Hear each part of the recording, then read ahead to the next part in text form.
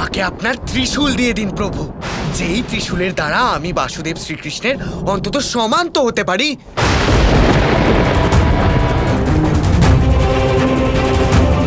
শাম্ব, আমার ত্রিশূল প্রলয় নিয়ে আসতে পারে, এর শক্তি আর তেজ তুমি সামলাতে পারবে না। যদি তপস্যার দ্বারা প্রসন্ন হয়ে বর না দেন, তাহলে মহাদেবের নাম মলিন হবে প্রভু। ঠিক আছে, যদি তোমার এটাই জেদ হয়ে থাকে, তাহলে আমি তোমাকে আমার ত্রিশূল নয়, বরং অন্য একটি চক্র দেব, যা সুদর্শনের মতোই শক্তিশালী হবে। কিন্তু মনে রেখো, তার প্রয়োগ তুমি শুধুমাত্র একবার করতে পারবে।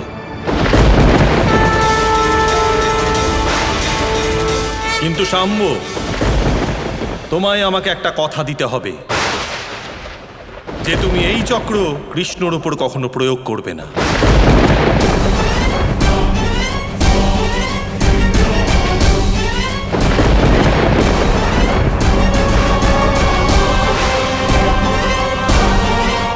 আমি কথা দিচ্ছি মহাদেব যে আমি শ্রীকৃষ্ণের উপর এই চক্র প্রয়োগ করব না।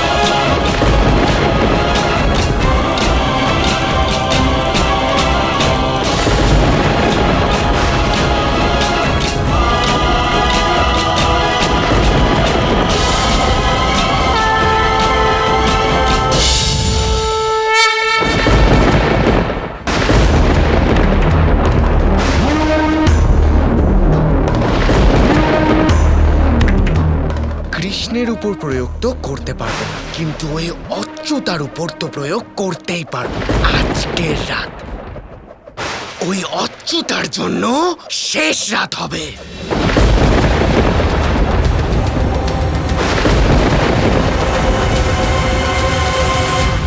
এবার কি হবে কৃষ্ণ? শাম্ব তো জানেও না যে ও অচ্যুতাকে নয়, তোমায় আক্রমণ করতে চলেছে। ক্রোধের বশে মানুষ নিজের বিবেক হারিয়ে ফেলেন রাধা, আর এটাই হচ্ছে শাম্বর কিন্তু সাথে। তোমার সাথে এই দ্বন্দ্বের কি পরিণাম হবে? তুমি তো সর্বশক্তিমান, আর আমি অন্তর থেকে শাম্বর মা জাম্ববতীকে, ঋষি সন্দীপনীকে নিজেকে কথা দিয়েছি শাম্ব শুধরে যাবে, ও ভালো কিছু শিখে এই আশ্রম থেকে ফিরবে। কিন্তু এবার কি কৃষ্ণ? মহাদেবের অস্ত্র কি অচ্যুতাকে আঘাত দিতে পারে? তা তো সময় বলে দেবে, আর তাও ঘটনা ঘটার সময়। এখানে আমার সাথে তুমি আছো, কিন্তু জাম্ববতী ওখানে একা। ও শাম্বর প্রারব্ধ কিভাবে মেনে নেবে?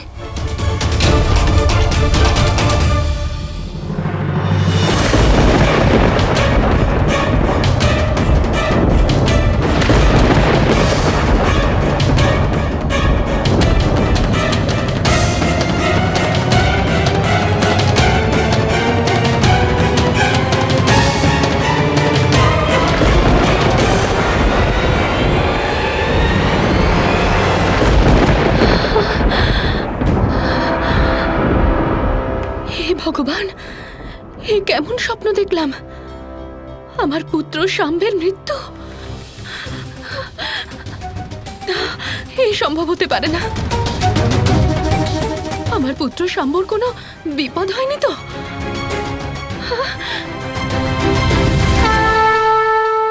এ কি মহাদেব, আপনি তো শাম্বকে এমন অস্ত্র দিলেন যার দ্বারা ও কৃষ্ণের সুদর্শনের সম্মুখীন হতে পারে। আর কোনো পথ ছিল না গৌরী, কিন্তু আমি শাম্বকে প্রতিজ্ঞা করিয়েছি যে ও এই অস্ত্রের প্রয়োগ কৃষ্ণর উপর করবে না। কিন্তু মহাদেব, ও এই অস্ত্রের প্রয়োগ অচ্যুতার উপর করতে চায়, আর অচ্যুতাই তো কৃষ্ণ। তাহলে কি এক পিতা তার পুত্রের দ্বারা ক্ষতিগ্রস্ত হবেন? আমি জানি না গৌরী, আমি শুধু এইটুকুই জানি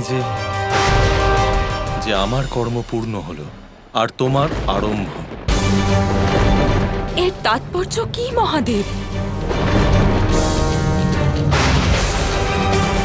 হে মা কালী, আপনি তো আমার মা হন, আমি তো আপনার কন্যা সম মা। আমার পিতা আজীবন আপনার তপস্যা করেছেন।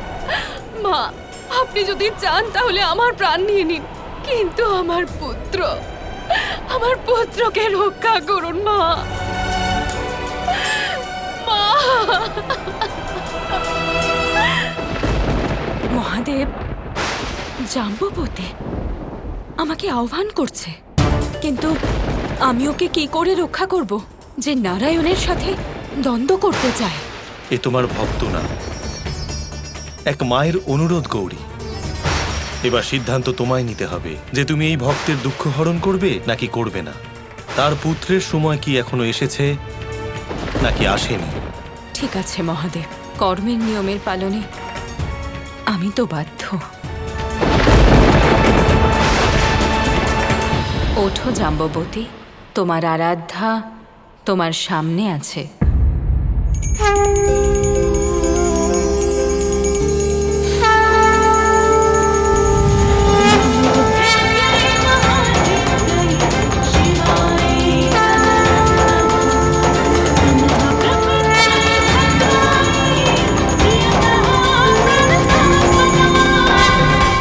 আমার বিশ্বাস ছিল যে এক মা অন্য মায়ের অসহায়তা দেখে অবশ্যই সহায় হবেন। আপনি অবশ্যই আসবেন।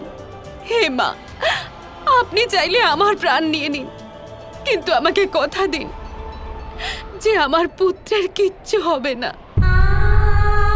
আপনি চাইলে আমার সমস্ত রক্ত প্রবাহিত করব আপনার অভিষেকে মা।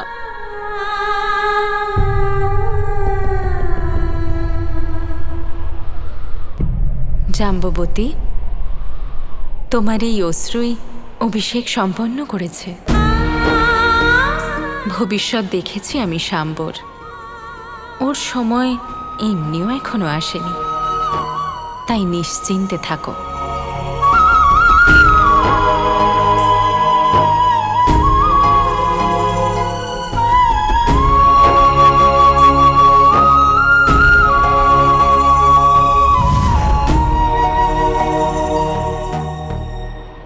কিন্তু শাম্বের কর্মফল জাম্ববতী কিভাবে আটকাবে কৃষ্ণ? জাম্ববতীর চিন্তা করো না রাধা, তোমার চিন্তা শাম্বকে নিয়ে হওয়া উচিত। কি বলতে চাইছো? সেটা সময় শীঘ্রই বলে দেবে।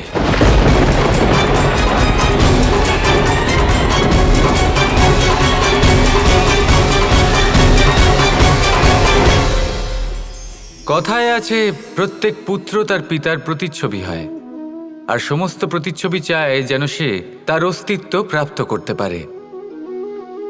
পুত্র চায় সে যেন তার পিতার মতো হয়, বা কখনো কখনো তার থেকেও শ্রেষ্ঠ হয়। সেটা কোনো অনুচিত ব্যাপার নয়। অনুচিত তখন হয় যখন পুত্র নিজের পিতার মতো হবার স্বপ্ন পূরণ করতে গিয়ে বা তার থেকেও শ্রেষ্ঠ হওয়ার স্বপ্ন পূরণে অনুচিত পথের আশ্রয় নেয়। কারণ তারপরে সে তার পিতার গুণগুলি আত্মসাৎ করতে চায় না। সে শুধুই এটা চায় যে সংসারের চোখে যেন আমি শ্রেষ্ঠ প্রমাণিত হই। এটা অনুচিত। সংসারে এমন অনেক মানুষ আছেন যারা এই কারণে শ্রেষ্ঠ হওয়ার চেষ্টা করেন যাতে তার পরিবারের তার পিতার সম্মান বৃদ্ধি পায়। এমনও মানুষ থাকেন, আর এটাই হলো পার্থক্য উদ্দেশ্যের। মনে রাখবেন, যদি আপনার উদ্দেশ্য শুভ হয় তাহলে পথও শুভ হবে, যদি আপনার উদ্দেশ্য অশুভ হয় তাহলে পথও অশুভ হবে। তাহলে নিজের পিতার মতো হবার চেষ্টা অবশ্যই করুন, তার থেকেও শ্রেষ্ঠ হওয়ার চেষ্টা অবশ্যই করুন, কিন্তু মনে রাখবেন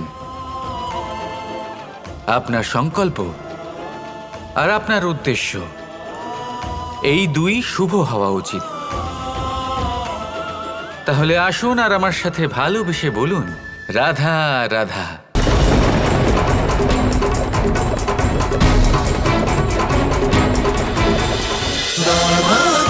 Krishna Krishna Krishna Krishna